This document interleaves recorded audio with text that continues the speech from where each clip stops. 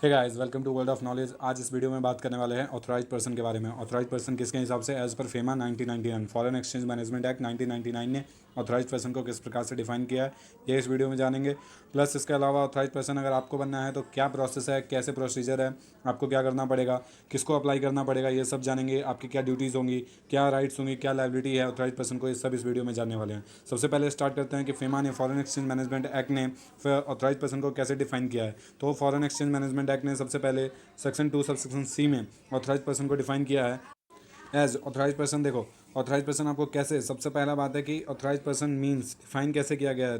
Definition पढ़ना बहुत important है और सही ढंग से पढ़ना इंपॉर्टेंट है। सो ऑथराइज पर्सन मीन्स डिफाइन किया है। मीन्स की एक्सक्लूसिव डेफिनेशन है, इंक्लूसिव नहीं है। यानी कि सेक्शन 2 सब सेक्शन सी में जिसको ऑथराइज पर्सन बना दिया गया है केवल वही ऑथराइज पर्सन होगा, उसके अलावा और किसी को आप ऑथराइज पर्सन नहीं मानेंगे। पहली बात ये। दूसरी बात, ऑथराइज पर्सन मीन्स एक ऑथराइज डीलर। अगर कोई ऑथराइज डीलर है उसको आप मानेंगे कि ऑथराइज पर्सन है। सेकंड थिंग, कोई भी मनी चेंजर है उसको आप मानेंगे ऑथराइज पर्सन। ऑफ शोर बैंकिंग यूनिट है उसको मानेंगे ऑथराइज चेंजर। या फिर कोई भी एक ऐसा पर्सन जिसको ऑथराइज करेगी कौन, reserve bank of India, right, जब भी नोटिफाई करेगी उसको भी मानेंगे ऑथराइज पर्सन। पांचवी बात को इसलिए रखा जाता है पॉइंट में ताकि टाइम टू टाइम जब भी आरबीआई को अपने किसी भी व्यक्ति को, किसी भी पर्सन को बनाना हो ऑथराइज पर्सन, तो वो इस लॉ के हिसाब से वो बना सकती है, राइट। सो देखते हैं। चलिए, मैंने आपको बता दिया सिंपल कि एक authorise dealer, money changer, offshore banking unit, इसको बोलेंगे हम ऑथराइज पर्सन। इतना ही केवल डिफाइन किया गया है। बट समझाने के हिसाब से ऑथराइज डीलर कौन होते हैं। ऑथराइज डीलर ज़्यादातर जनरली हर एक नेशनलाइज्ड बैंक को आप देखेंगे कि ऑथराइज डीलर है। हर एक nationalised commercial bank authorise dealer है। State cooperative bank authorise dealer है। कोई भी नॉन नेशनलाइज्ड बैंक भी क्यों ना हो, लेकिन अगर वो बहुत आगे है, मतलब अच्छी खासी डेवलप है, तो उसे भी आप ज़्यादातर वो भी ऑथराइज पर्सन है। कोई भी फॉरेन बैंक है वो ऑथराइज पर्सन है, राइट। कोई भी मनी चेंजर है, मनी चेंजर को डिटेल में नहीं बात करेंगे, बट दो प्रकार के मनी चेंजर होते हैं, फुल फ्लेज मनी चेंजर और रिस्ट्रिक्टेड मनी चेंजर। देखिए, यहाँ पे जो ये ऑथराइज डीलर है उनके पास हर एक अधिकार होता है डील करने का। यानी कि वो और फॉरेन एक्सचेंज को डील कर सकते हैं, यानी परचेज भी कर सकते हैं, सेल भी कर सकते हैं, एवरीथिंग। उनके पास हर एक प्रकार के फॉरेन एक्सचेंज से डील करने का अधिकार है। और फॉरेन एक्सचेंज की डेफिनेशन भी अलग दी गई है, जिसमें फॉरेन करेंसी इंक्लूड है, आपके बहुत ट्रेवलर चेक है, आपके बिल ऑफ एक्सचेंज है, लेटर ऑफ क्रेडिट है, बहुत सारी चीज़ें हैं, तो उनसे ये डील कर सकते हैं ऑथराइज डीलर। जबकि मनी चेंजर जो है वो सारे फॉरेन एक्सचेंज के साथ डील नहीं कर सकते हैं। इसमें देखो फुल फ्लेज, इसीलिए कुछ फुल फ्लेज है, कुछ रिस्ट्रिक्टेड है। यानी कुछ तो होंगे जो सबके साथ डील कर सकते हैं, जबकि कुछ होंगे जो रिस्ट्रिक्टेड होंगे। ऑफ शोर बैंकिंग यूनिट हो गया और any other authorise person, right. चलिए, ऑथराइज पर्सन आप समझ गए हैं। चार लोगों को इंक्लूड करते हैं, authorise dealer, money changer, offshore banking and any other authorise person, ठीक है, राइट। उसके बाद चलिए अब बात करते हैं कि ये कैसे, मतलब कैसे बनेंगे ऑथराइज पर। जो ऑथराइज डीलर हैं वो कौन होगा, कैसे बने ये लोग। तो ये लोग बने सेक्शन 10 के तहत। कैसे? सेक्शन 10 ने ऑथराइज किया है पावर किसको, रिजर्व बैंक ऑफ इंडिया को। ऑथराइज किया है power reserve bank of India को, वो किसी भी व्यक्ति को जब चाहे तब ऑथराइज पर्सन बना सकती है, ठीक है। इसीलिए कहा है ऑन एन एप्लीकेशन। कैसे? मैंने आपको कहा था ना, अगर आपको ऑथराइज पर्सन बनना है तो क्या करना पड़ेगा। सबसे पहले आपको अप्लीकेशन देनी पड़ेगी आरबीआई को, ताकि क्यों, ऑथराइज पर्सन बनने के लिए। फिर ऑथराइज क्या करेगी, रिजर्व बैंक क्या करेगी, रिजर्व बैंक जो आपका अप्लीकेशन जाएगा उसके बाद या तो आपको ऑथराइज पर्सन बना सकती है या फिर ऑथराइज नहीं कर सकती है। ऑथराइज क्यों करेगी आपको, ताकि आप डील कर सको किस में, फॉरेन एक्सचेंज में, ठीक है, फॉरेन सिक्योरिटी में, ठीक है। या तो आप ऑथराइज डीलर आपको वो बनाएंगे, या मनी चेंजर बनाएंगे, या ऑफशोर बैंकिंग यूनिट बनाएंगे, राइट। या फिर किसी और भी कोई नाम आपको दे सकते हैं जो रिजर्व बैंक ऑफ इंडिया को सही लगे, राइट। सेक्शन 10 सब सेक्शन 1 में सबसे इंपॉर्टेंट है कि उसमें आरबीआई को पावर दी गई है कि वो किसी भी व्यक्ति को ऑथराइज पर्सन जो है वो बना सकती है, राइट। 10 सबसेक्शन 2 में दिया गया है कि अगर चलिए मान लेते हैं कि आपने एप्लीकेशन दिया और आरबीआई ने मान लिया कि आपको ऑथराइज करना है, आपको ऑथराइज पर्सन बनानी है, तो ऐसे ही आप गए, आपने अप्लाई कर दिया और आरबीआई के ऑफिसर ने आपको कहा ठीक है कल से आप जो है ऑथराइज पर्सन हो गए। नहीं, ऐसा नहीं चलेगा। आपको राइटिंग में देना पड़ेगा, प्लस सब्जेक्ट टू कंडीशन, यानी कुछ कंडीशन आप पे लगाई जाएगी कि आप ये कर सकते हो, ये नहीं कर सकते, है ना। अब जैसे आप ऑथराइज डीलर हो तो आपको बताया जाएगा कि आप हर एक प्रकार के फॉरेन एक्सचेंज में डील कर सकते हो। आप अगर मनी चेंजर हो, ऑफशोर बैंकिंग यूनिट हो, तो उसमें जो भी आरबीआई कहेगी कि हो सकता है आरबीआई आपको कहे कि आप केवल फॉरेन एक्सचेंज में डील कर सकते हो, सॉरी फॉरेन करेंसी में डील कर सकते हो। बाकी जितने भी फॉरेन एक्सचेंज के पार्ट है, जैसे बिल ऑफ एक्सचेंज है, लेटर ऑफ क्रेडिट है, ये सब जो है आप इनसे डीलिंग नहीं कर सकते हो, ठीक है। उसके बाद पहले हम देखते हैं सब सेक्शन 4, उसके बाद देखेंगे सब सेक्शन 3। सब सेक्शन 4 में है कि जो आरबीआई है क्या कहता है, आरबीआई आपको कंडीशन उसने दे दिया, आपको ऑथराइज बना दिया, उसके बाद सबसेक्शन 4 में देखो ये पावर दी गई है कि आरबीआई कोई भी डायरेक्शन या ऑर्डर इशू करती है तो उस डायरेक्शन या ऑर्डर को मानना पड़ेगा किसको, ऑथराइज पर्सन को। तो क्या कहा गया है, an authorise person shall comply with such general और स्पेशल डायरेक्टर और order as the Reserve Bank में थिंग्स फिट टू गिव। कभी भी जब भी वो फ्रॉम टाइम टू टाइम जब भी चाहे वो ऐसे ऑर्डर या डायरेक्शन दे सकती है और आपको मानना पड़ेगा, किसको मानना पड़ेगा, ऑथराइज पर्सन को। कब, जब वो डील करेगी फॉरेन एक्सचेंज या फॉरेन सिक्योरिटी में, राइट। उसके बाद an authorise person shall not engage in any transaction. देखो उसके बाद क्या कह रहा है, उसके बाद कह रहा है कि जो आपको डायरेक्शन, जो आपको कंडीशन से इशू करी गई थी, जिस यहाँ पे सब सेक्शन 1 में आपको कुछ कंडीशन लगा के बनाया गया था ना, कुछ कंडीशन लगाया गया, उसके बाद बनाया गया subject to such condition, subject to such condition, और उसके बाद ही आप जो बने, राइट। सो अगर आप उस कंडीशन का उल्लंघन करते हुए, आपको कंडीशन में कहा गया कि आप केवल फॉरेन करेंसी में डील करेगा, लेकिन आपने मनी फॉरेन क्या बोलते हैं, लेटर ऑफ क्रेडिट या फिर लेटर ऑफ क्रेडिट या बिल ऑफ एक्सचेंज, ये सारी चीज़ों में अभी आप डील करने लगे, तो आपने क्या कर दिया, उस कंडीशन का वॉयलेशन कर दिया, तो आप इसका भी वॉयलेशन नहीं कर सकते। ये 10 सबसेक्शन 4 पावर देता है। लॉ को समझने के लिए बहुत इंपॉर्टेंट है। कोई भी बात लॉ में आप ऐसे नहीं बोल सकते हो जब तक कि चाहे वो सही हो या गलत हो, डेट डजंट मैटर, चाहे सही भी हो, लेकिन अगर लॉ में कहीं भी वो बात नहीं लिखी गई है तो आप उसको अप्लाई नहीं करवा सकते हो। इसीलिए 10 सबसेक्शन 4 में ये बात साफ साफ लिख दी गई है कि अगर कोई भी डायरेक्शन या फिर ऑर्डर दी जाती है रिजर्व बैंक ऑफ इंडिया के द्वारा, तो आपको ऑथराइज पर्सन जो हो आप उसको मानना ही पड़ेगा। इसीलिए, लेकिन कोई बंदा नहीं मानता है तो फिर क्या करेगी, रिजर्व बैंक जो है वो रिवोक कर लेगी, जो आपको अथॉरिटी दी गई थी, ऑथराइज पर्सन आपको बनाया गया था, रिजर्व बैंक रिवोक करेगी कभी भी। लेकिन कब कब करेगी, तभी कर सकती है जब ये पब्लिक इंटरेस्ट में हो, पहली बात। लेकिन अभी तो मैंने आपको बताया कि यहाँ पे अगर कंडीशन तोड़ा तो भी कर सकती है, तो इसीलिए तो लिखा है यहाँ पे दूसरे पॉइंट में कि अगर आपने कंडीशन तोड़ा तो, कैसे condition, failed to comply with the condition subject to which the authorisation was guaranteed. जो कंडीशन के बेसिस पे आपको ऑथराइजेशन दी गई थी, आपने उस कंडीशन का ही पालन नहीं किया तो 100% आपका ऑथराइजेशन रिवोक कर देना चाहिए, आप ऑथराइज पर्सन नहीं रहना चाहिए। या फिर इस एक्ट का जो भी प्रोविज़न है, एक्ट का जो प्रोविज़न है आपने उसी को नहीं माना तो वो भी गलत है। या कोई भी, इसको समझो हर जगह आने वाला ये रूल, कोई भी रूल हुआ या कोई भी रेगुलेशन, कोई भी नोटिफिकेशन, ऑर्डर या डायरेक्शन, एक्ट तो है ही, कोई भी रूल भी, कोई भी रेगुलेशन भी, कोई नोटिफिकेशन, कोई ऑर्डर है, कोई डायरेक्शन दिया गया, उसका भी आपने नहीं माना तो भी आपका क्या माना, आपका क्या रिवोक हो जाएगा, जो अथॉरिटी आपको दी गई थी फॉरेन एक्सचेंज में डील करने की, राइट। लेकिन ये सब, भले ही ये सब क्यों ना हो, अब क्या भले ही ये सब है, नहीं, देखो प्रोवाइडेड, पहले प्रोवाइडेड बढ़ाता हूँ फिर बताता हूँ। प्रोवाइडेड नो रिवोकेशन, कोई भी रिवोकेशन नहीं होना चाहिए, कौन से ग्राउंड पर, ground refer to in clause B, यानी कि अगर आप क्या एक्ट को नहीं मानो या फिर रूल्स को नहीं मानो, रेगुलेशन को नहीं मानो या नोटिफिकेशन ऑर्डर डायरेक्शन को नहीं मानो, तो आप पे क्या बोलते हैं, ये रिवोक नहीं होना चाहिए।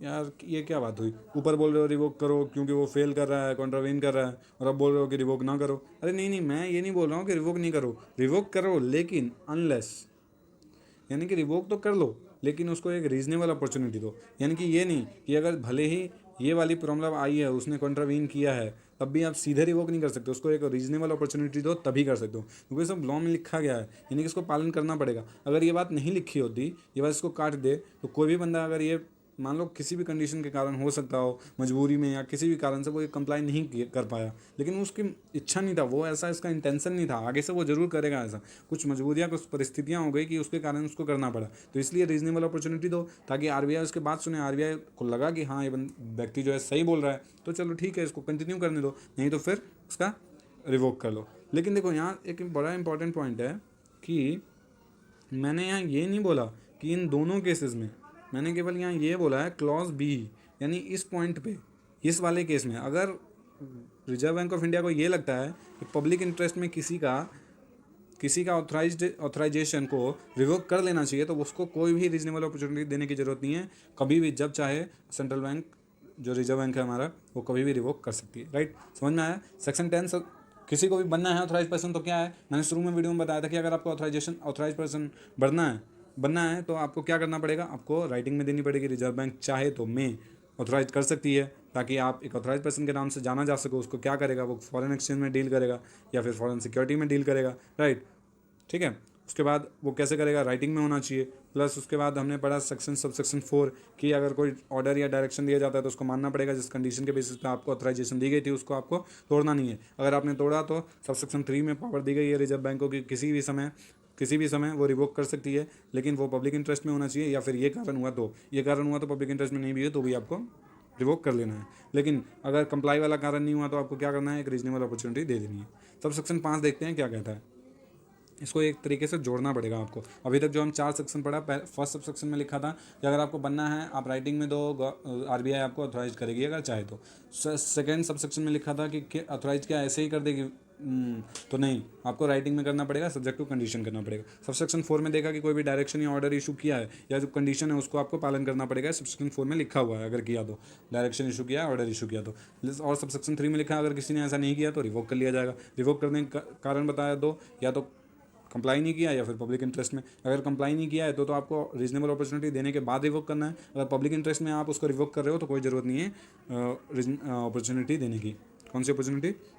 विंग हर्ट की, राइट। अब देखो सबसेक्शन 5 क्या कहता है। सबसेक्शन 5 कहता है कि कोई भी ऑथराइज पर्सन, एक तरीके से इसकी ड्यूटी है। सबसेक्शन 4 भी ड्यूटी है ना, कि कोई भी डायरेक्शन ऑर्डर आया तो उसको मानना है, उसकी ड्यूटी है ना। जिस कंडीशन पे आपको दिया गया है, ऑथराइजेशन किया गया है, उस कंडीशन को मानना, ये भी आपकी ड्यूटी है। 5वें में ड्यूटी है कि अगर आप कोई भी ट्रांजेक्शन कर रहे हो किसी भी पर्सन के बिहाफ पे, ठीक है, कब ये कंडीशन मानना है? Before undertaking any transaction in foreign exchange on behalf of any person. तो ऑथराइज पर्सन को क्या करना है? ऑथराइज पर्सन रिक्वायर करेगा किस व्यक्ति से? उस व्यक्ति से जिसके बिहाफ पे काम कर रहा है, कि आप एक डिक्लेरेशन दो, या फिर डिक्लेरेशन के अलावा कोई इन्फॉर्मेशन लेना चाहे तो वो भी ले सकता है, जिससे कि वो रीजनेबली सेटिस्फाई हो जाए दैट जो ट्रांजेक्शन हो रहा है उसमें किसी भी प्रकार का इन्वॉल्वमेंट नहीं है, किसी भी प्रकार से वो इन्वॉल्व नहीं है कि इस एक्ट में जितने भी प्रोविज़न है उसको कंट्रावीन हो, या फिर कोई रूल, रेगुलेशन, नोटिफिकेशन, डायरेक्शन और ऑर्डर। ऑलरेडी मैंने यहाँ पे बताया था बहुत प्रकार के रूल, रेगुलेशन, डायरेक्शन जो है इशू सबसेक्शन 4 में मैंने बताया था ना, कि जो रूल्स रेगुलेशन जो है इशू होते हैं उनको आपको मानना है। तो अगर आप कोई भी ट्रांजैक्शन कर रहे हो तो सबसे पहले ऑथराइज पर्सन क्या करेगा, जो जिस व्यक्ति के बिहाफ पे आप वो ट्रांजैक्शन कर रहे हो उससे एक डिक्लेरेशन लोगे, और अगर कोई और इन्फॉर्मेशन चाहिए तो वो भी लोगे। क्यों लोगे? ताकि आप सेटिस्फाई हो जाओ कि वो ट्रांजैक्शन जो है उससे किसी भी प्रकार का एक्ट में जो प्रोविजन दिया गया उसका कॉन्ट्रवीन ना हो, या उसके अलावा कोई रूल, रेगुलेशन, नोटिफिकेशन, डायरेक्शन या ऑर्डर में जो बात दी गई हो उसका कॉन्ट्रवीन ना हो। दूसरी चीज़ आपको ये देखना है, चलो वो ट्रांजैक्शन से तो ऐसा कुछ नहीं हो रहा, लेकिन वो ट्रांजैक्शन इस प्रकार से डिज़ाइन किया गया है, वो ट्रांजैक्शन को इस प्रकार से डिज़ाइन कर दिया गया है कि आपको लग नहीं रहा है कि उस समय तो नहीं लग रहा है कि आप कॉन्ट्रवीन हो रहा है, लेकिन वो इस प्रकार से डिज़ाइन किया गया है जिससे कि वो कॉन्ट्रवीन हो रहा है। तो आपको इस बात को श्योरिटी लेनी है कि ना तो वो ट्रांजैक्शन इन्वॉल्व कर रहा है, ना वो ट्रांजैक्शन किसी प्रकार से डिज़ाइन किया गया है कि एक्ट के जो बात लिखी गई है प्रोविजन में उसका कॉन्ट्रवीन हो, या फिर रूल्स एंड रेगुलेशन वगैरह वगैरह। अब देखो ये तो ड्यूटी हो गई कि उसको या तो क्या लेना है, या तो लेना है आपको डिक्लेरेशन या फिर इन्फॉर्मेशन, मतलब या आप चाहो तो इन्फॉर्मेशन लो। लेकिन क्या होता है अगर वो रिफ्यूज़ कर दे, तो भैया आप भी कह दो रिफ्यूज़ कर दे, या फिर अनसेटिस्फैक्ट्री कंप्लाइंस दे, यानी आपने कुछ इन्फॉर्मेशन मांगा, उसने ऐसा इन्फॉर्मेशन दिया जिससे कि आप सेटिस्फाई नहीं हुए, जिससे कि आपको पक्का पता नहीं चल पाया कि यार ये जो ट्रांजेक्शन मैं करूँगा इससे कहीं कॉन्ट्रवीन तो नहीं होगा कोई भी जो प्रोविज़न है, राइट। अगर आपको ऐसा लगता है तो आप रिफ्यूज़ कर दो। रिफ्यूज़ अगेन यहाँ राइटिंग में करना है, ठीक है। सीधे आपने उनको मना कर दिया कि नहीं मैं आपका काम नहीं कर सकता, ऐसा नहीं चलेगा। अब मान लो मैं बताता हूँ आपको, अगर आप गए किसी ऑथराइज पर्सन के हिसाब से, उसने किसी भी कारण से, किसी भी इशू के कारण से उसने जानबूझ के आपसे कहा कि मैं आपके यहाँ पे ट्रांजैक्शन नहीं कर सकता। आप चले गए आरबीआई के पास, आरबीआई पे आपने उस पर कंप्लेंट कर दी। अब आरबीआई ने ऑथराइज पर्सन को बुलाया, आपने कहा कि ऐसा ऐसा आपने किया, इस बंदे ने कह देगा कि नहीं किया, मैं तो कर रहा था, मैं तो इसके बेसिस पर ट्रांजैक्शन करने को तैयार था, इसीलिए नहीं करवाया वगैरह वगैरह। तो इसीलिए राइटिंग में देगा कि क्यों नहीं कर रहा है, राइट। तो इससे उसके पास सबूत हो जाएगा।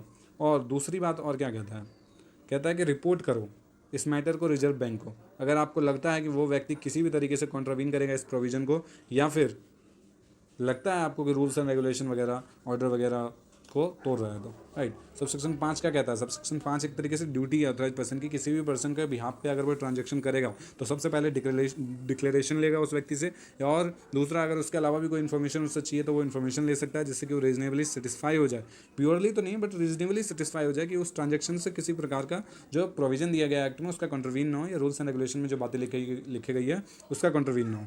प्लस वो ट्रांजैक्शन तो चलो ट्रांजैक्शन इंडिविजुअली नहीं हो पा रहा है, बट वो ट्रांजैक्शन को इस प्रकार से डिज़ाइन किया गया कि कॉन्ट्रवीन हो रहा हो, तो आपको उस बात का भी ख्याल करना है, राइट। अगर उस व्यक्ति ने आपको मना कर दिया कि मैं नहीं दूंगा आपको डिक्लेरेशन या इन्फॉर्मेशन तो दी लेकिन अनसेटिस्फैक्ट्री दी, तो आपको मना कर देना है राइटिंग में कि मैं आपके लिए ट्रांजेक्शन नहीं करूँगा। प्लस आपको रिपोर्ट करनी है रिजर्व बैंक को अगर आपको लगता है कि वो व्यक्ति ऐसा कुछ कंट्रोवीन करने की कोशिश कर रहा है तो, ठीक है। सबसेक्शन 6 क्या है? सबसेक्शन 6 थोड़ा सा मुझे लगता है कि ऑथराइज पर्सन से रिलेटेड है भी और नहीं भी। देखते हैं क्या है। कहता है कि एनी पर्सन अदर देन, यहाँ लिखा है other than authorise person acquire करता है या परचेज करता है, किस लिए? किसी भी पर्पज़ के लिए, ठीक है, जो उसने डिक्लेयर किया था लेकिन उसने डज नॉट यूज़, उसने यूज़ नहीं किया उस पर्पज़ के लिए, या अगर आपने यूज़ नहीं किया तो सरेंडर नहीं किया आपने जो स्पेसिफाइड टाइम है, ठीक है। अब देखो पहली बात क्या, ये मेरे ख्याल से ये जो 10 सबसेक्शन 6 है वो प्योरली ऑथराइज पर्सन के लिए नहीं है, ऑथराइज पर्सन से रिलेटेड है, सो डेट्स वाई उसने ये बता दिया है यहाँ पे। सो यहाँ पे हो क्या रहा है, देखो यहाँ पे हो रहा है कि जैसे मान लो तुम गए ऑथराइज पर्सन के पास और वहाँ से तुमने फॉरेन एक्सचेंज बाय कर लिया, उसमें बोला कि मैं ना घूमने जाऊँगा इंडिया के बाहर, तो ये आपका पर्पज़ हुआ जो आपने डिक्लेरेशन में बताया। अगर आपने उस डिक्लेरेशन में जो पर्पज़ बताया घूमने का वो घूमने नहीं गए आप, तो ये क्या हुआ? कॉन्ट्रावीन हो गया, डज नॉट सरेंडर। अब घूमने नहीं गए तो कम से कम वापस तो कर दो फॉरेन एक्सचेंज, आपने वो भी नहीं किया स्पेसिफाइड पीरियड में। या फिर यूजेस द फॉरेन एक्सचेंज, अब देखो क्या हुआ, फॉरेन एक्सचेंज मैं लेके आया और जो एक्ट में बहुत जगह हम अभी पढ़ेंगे आगे के वीडियोस में कि बहुत सारे ट्रांजेक्शन जो है प्रोहिबिटेड है जिसको आप नहीं कर सकते हो फॉरेन एक्सचेंज यूज़ करके, तो आप फॉरेन एक्सचेंज ले लेते हो। अब आप डिक्लेरेशन में तो वो बात बताओगे नहीं जो प्रोहिबिटेड है, तो आप डिक्लेरेशन में कोई और बात बता दोगे, ठीक है, और यूज़ कर लोगे किसके लिए? जो नॉट परमिशेबल है। एक तरीके से वही बात हो गई ना कि आपने अंडरटेकिंग गलत दे दिया, ठीक है, या जो पर्पज़ बताया उस पर्पज़ के लिए यूज़ नहीं किया, ऊपर वाला पॉइंट, ठीक है। तो इसको मान लिया जाएगा shall be deem to have committed contravention of the provision of the act for the purpose of this section, ठीक है। देखो 10 सबसेक्शन 6 हमने कंप्लीट कर लिया। मेरे ख्याल से मैं सबसे पहले एक बार फटाफट रिवाइज मार देता हूँ। सेक्शन 2 में क्या है? Authorise person. ऑथराइज पर्सन किसको बोलेंगे? Just a minute. Authorise person किसको बोलेंगे? ऑथराइज डीलर को, राइट, ऑथराइज डीलर। दूसरा money changer, offshore banking unit, या कोई भी पर्सन जिसको ऑथराइज करेगी बाद में, ठीक है। सेक्शन 10 में क्या कहता है? अगर आपको बनना है ऑथराइज पर्सन तो आपको क्या करना पड़ेगा? सबसे पहले आपको एप्लीकेशन देनी पड़ेगी। एप्लीकेशन दोगे किसको? आरबीआई को। आरबीआई चाहे तो आपको ऑथराइज कर सकती है, किस लिए? ताकि आप जाने जाओ एक ऑथराइज पर्सन के नाम से। क्या करोगे आप? To be deal in foreign exchange या फॉरेन सिक्योरिटी, ठीक है। उसके बाद कैसे ऑथराइज करेगी? राइटिंग में ऑथराइज करेगी, ठीक है। उसके बाद हमने सब सेक्शन 4 देखा कि आपको जो भी ऑर्डर या रूल मानना है वो मानना ही है, जो ऑर्डर डायरेक्शन इशू करेगा और कंडीशन के बेसिस पे जो आपको ऑथराइज किया गया। अगर आप नहीं मानोगे तो आपका क्या रिवोक कर लिया जाएगा। कौन करेगा? रिजर्व बैंक कभी भी कर सकता है, लेकिन ये होना चाहिए पब्लिक इंटरेस्ट में, या फिर जब आप कॉन्ट्रावीन करोगे तब होगा। कॉन्ट्रावीन अगर किया तो रीजनेबल अपॉर्चुनिटी आपको ली जाएगी, ठीक है। उसके बाद सब सेक्शन 5 देखा हमने। सब सेक्शन 5 में क्या कह रहा है कि अगर आप कोई भी ट्रांजैक्शन करोगे किसी भी व्यक्ति के बिहाफ पे तो आपको एक डिक्लेरेशन और इन्फॉर्मेशन लेनी है। अगर डिक्लेरेशन इन्फॉर्मेशन देने से मना कर देता है तो आपको रिफ्यूज़ कर देना है कि मैं नहीं करूँगा। आपको राइटिंग में रिफ्यूज़ कर देना है कि मैं आपके बिहाफ पे ये ट्रांजैक्शन नहीं कर सकता, और रिपोर्ट कर देना आरबीआई को अगर आपको कुछ भी सस्पिशियस लगता है तो। सब सेक्शन 6 कहता है कि कोई भी व्यक्ति ऑथराइज पर्सन से अगर फॉरेन एक्सचेंज लेता है जिस पर्पज़ के लिए, उस पर्पज़ के लिए यूज़ नहीं किया, या फिर जिस पर सरेंडर नहीं किया, आप आए बाहर से, आपके पास फॉरेन एक्सचेंज है, आपने ऑथराइज पर्सन को दी नहीं तो इसको, या फिर आपने कोई ऐसे पर्पज़ के लिए यूज़ किया जो प्रोहिबिटेड है, परमिटेड नहीं है एक्ट में, तो आपको मान लिया जाएगा आपने कॉन्ट्रावेंशन किया है इस एक्ट का, ठीक है। आई होप क्या आपको प्लीज़ अच्छे से समझ में आया होगा। सेक्शन 11 क्या कहता है? बहुत ईजी है। सेक्शन 11 कहता है कि द रिजर्व बैंक में, सबसे पहले में है तो प्लीज़ लॉ को समझना बहुत इंपॉर्टेंट है। में है यानी चाहे तो कर भी सकता है, नहीं तो नहीं भी कर सकता। रिजर्व बैंक चाहे तो give to authorise person any direction. देखो यहाँ पे हमने बात करी थी ना सब सेक्शन 4 में कि रिजर्व बैंक को जो है ऑथराइज पर्सन को जो है वो डील करना पड़ेगा किसमें? हर एक प्रकार का जो भी डायरेक्शन या ऑर्डर इशू किया गया है उसको मानना पड़ेगा। अब डायरेक्शन और ऑर्डर इशू करे ऐसा कहाँ कौन से सेक्शन में लिखा गया है? क्योंकि पावर तो होना चाहिए ना रिजर्व बैंक के पास कि वो इशू कर सके, डायरेक्शन इशू कर सके। तो सेक्शन 11 सब सेक्शन 1 में ये पावर दी गई है रिजर्व बैंक को कि वो कोई भी डायरेक्शन चाहे तो वो इशू कर सकती है रिलेटेड टू पेमेंट, या फिर कोई काम को रोकने से, आप कोई भी एक्ट को करने से रोकने के लिए आप कर रहे हो तो, ठीक है। सिंपल सी बात यह है कि अगर रिजर्व बैंक जो है सिंपल है कि आपको डायरेक्शन कभी भी इशू कर सकती है, ठीक है। क्यों करेगी इशू? देख लो, ताकि इस एक्ट का जो भी प्रोविज़न है उसको कंप्लाई हो सके, कोई भी rule regulation notification order direction में बात लिखी गई है उसका कंप्लाई हो सके। सब सेक्शन 2 क्या कहता है? रिजर्व बैंक अगेन में है चाहे तो direct any authorise person to furnish such information in such manner as may deemed fit. यानी कि पहला पॉइंट क्या था कि कभी भी डायरेक्शन इशू कर सकती है। दूसरा पॉइंट है कोई भी इन्फॉर्मेशन मंगाना हो वो मंगवा सकती है। तीसरा पॉइंट है अगर आपने जो आपको डायरेक्शन दी गई थी और या फिर आपसे कोई इन्फॉर्मेशन मंगाया गया था, आपने उसको नहीं दिया या नहीं उस डायरेक्शन का पालन किया, तो आपने कॉन्ट्रावीन किया कोई भी डायरेक्शन या फिर कोई भी रिटर्न कोई मतलब इन्फॉर्मेशन को देने में, तो आप पे क्या होगा? होगा कुछ नहीं, पेनल्टी लगाया जाएगा। विच में एक्सटेंड टू, विच में एक्सटेंड टू का क्या मतलब होता है? विच में एक्सटेंड टू का मतलब होता है मैक्सिमम 10,000। एंड अगर आप इसको कंटिन्यू कर लगातार आप कॉन्ट्रवेंशन करते ही रहे, रुके नहीं, तो आपको 2,000 रुपया पर डे लगता रहेगा। मैक्सिमम है ये भी, यानी 2,000 ज़रूरी नहीं है 2,000 ही लगे, उससे कम लग के भी आप छू सकते हो, वो तो रिजर्व बैंक पे डिपेंड करेगा। यानी मैक्सिमम पर डे 2,000 रुपये आपका, मान लो 10,000 तो आपका मैक्सिमम ये तो लगना ही लगना है, प्लस आप 5 दिन तक लगातार उसको कॉन्ट्रावीन करते रहे तो 2,000 मैक्सिमम मान लो, तो मैक्सिमम लगाया गया है 2 इंटू 5 10, तो टोटल 20,000 रुपये आपकी पेनल्टी लगेगी। सही है। तो सेक्शन 11 में क्या देखा? सेक्शन 11 सबसेक्शन 1 में देखा कि रिजर्व बैंक डायरेक्शन इशू कर सकती है सबसेक्शन 1 में। सबसेक्शन 2 में कोई भी इन्फॉर्मेशन मंगा सकती है। सबसेक्शन 3 में अगर आपने इसका कॉन्ट्रावीन किया तो मैक्सिमम 10,000 रुपया, प्लस अगर कंटिन्यू कॉन्ट्रावेंशन करते रहे तो मैक्सिमम 2,000 पर डे लगेगा। सेक्शन 12 क्या है? सेक्शन 12 है कि रिजर्व बैंक में अगेन में चाहे तो इंस्पेक्ट करवा सकती है आपके बिजनेस प्लेसेस की। ये पॉइंट बहुत इंपॉर्टेंट है। The Reserve Bank may cause an inspection to be made by any officer. क्या कोई भी इंस्पेक्टर भी जाके कर सकता है? जो मेरे थाने का क्या बोलते हैं हवलदार है वो भी आ सकता है? नहीं। कौन आ सकता है फिर? Inspection to be made by any officer of the Reserve Bank, Reserve Bank का ही कोई ऑफिसर, तो यानी रिजर्व बैंक का कोई भी ऑफिसर? नहीं, कोई भी नहीं। स्पेसिफिकली जो ऑथराइज किया जाएगा इन राइटिंग में रिजर्व बैंक के द्वारा, यानी कि सिंपल रिजर्व बैंक के द्वारा कोई भी व्यक्ति को, कोई भी ऑफिसर को राइटिंग में ऑथराइज किया जाएगा, वो व्यक्ति आपके पास आ सकता है इंस्पेक्शन करने के लिए। ये पॉइंट ध्यान देना जरूरी है, क्योंकि अगर आपके पास कोई आया इंस्पेक्शन करने के लिए तो आप उससे पूछ सकते हो कि कौन से इंस्पेक्टर हो, क्या आपको ऑथराइज किया है आरबीआई ने, क्या आपको राइटिंग में ऑथराइज किया गया है। वो ऐसा क्यों करेंगे? आपके यहाँ इंस्पेक्शन क्यों करवाएंगे? तो वेरीफाई क्या कि आपने जो स्टेटमेंट या इन्फॉर्मेशन दे रहे हो, आरबीआई जो आप मंगवाती है ना सबसेक्शन 11 सबसेक्शन 2 में इन्फॉर्मेशन मंगवाती है ना, तो वो इन्फॉर्मेशन जो आपने दिया है वो सही है कि नहीं, तो वो वेरीफाई करने के लिए। दूसरा, कोई भी इन्फॉर्मेशन आपसे मंगवाया, आपने नहीं दे पाए, तभी तो 11(3) आया कि आप नहीं फेल कर गए। तो फेल कर गए तो आप पे पेनल्टी तो लगाएंगे ही, प्लस इंस्पेक्शन करके आपसे वो इन्फॉर्मेशन ऑब्टेन कर लेंगे, प्लस वही सब कुछ के प्रोविज़न के एक्ट के प्रोविज़न को बचाने के लिए, रूल्स एंड रेगुलेशन को पालन करवाने के लिए वगैरह वगैरह। ठीक है।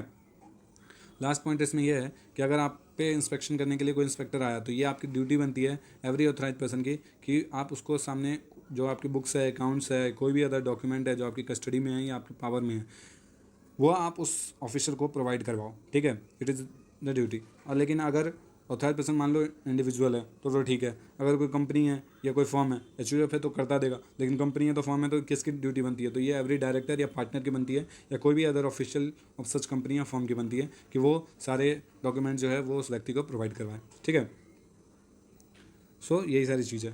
प्लस कोई भी इंफॉर्मेशन ऐसा जो मांगना चाहे ऑफिसर, वो मांग सकता है ऑथराइज पर्सन से कभी भी, किसी भी जिस मैनर में मांगे उस मैनर में देना पड़ेगा, जितने टाइम के अंदर मांगे उतने टाइम के अंदर देना पड़ेगा। ये सब पावर दी गई है एक तरीके से। क्या हुआ? आरबीआई का पावर हुआ कि आपके बिजनेस को कभी भी इंस्पेक्ट किया जा सकता है। ठीक है। कौन करेगा? तो ये व्यक्ति करेंगे जिनको ऑथराइज की जाएगी राइटिंग में। ठीक है। क्यों किया जाता है ये आपको बता ही दिया मैंने, वेरीफाई करने के लिए, ऑब्टेन करने के लिए और सिक्योर करने के लिए। ये आपकी ड्यूटी बनती है कि आप बुक्स प्रोड्यूस करो। ठीक है। अगर क्या फॉर्म और कंपनी है तो डायरेक्टर और पार्टनर की जिम्मेदारी बनती है। प्लस इसके अलावा बुक्स, अकाउंट्स या कोई भी अदर डॉक्यूमेंट, इसके अलावा भी कोई इन्फॉर्मेशन चाहिए बिजनेस से रिलेटेड, तो वो भी इन्फॉर्मेशन आपको देनी पड़ेगी। सो आई होप कि आपको ऑथराइज पर्सन बहुत अच्छे समझ में आया होगा। देखिए थोड़ा बहुत ये इस तरीके से मैंने बनाया है, सो देखना चाहे देख सकते हैं, वही सारी चीज़ें लिखी गई है। Application to be made to RBI, ये राइटिंग में ऑथराइजेशन होना चाहिए, रिवोक किया जा सकता है, देखो वो सारी चीज़ें ही है। ठीक है। आरबीआई इंस्पेक्ट कर सकता है कभी भी ऑथराइज पर्सन का रिकॉर्ड, अकाउंट, डॉक्यूमेंट्स को। ठीक है। यहाँ पे देखो वही डिक्लेरेशन वाली बात है।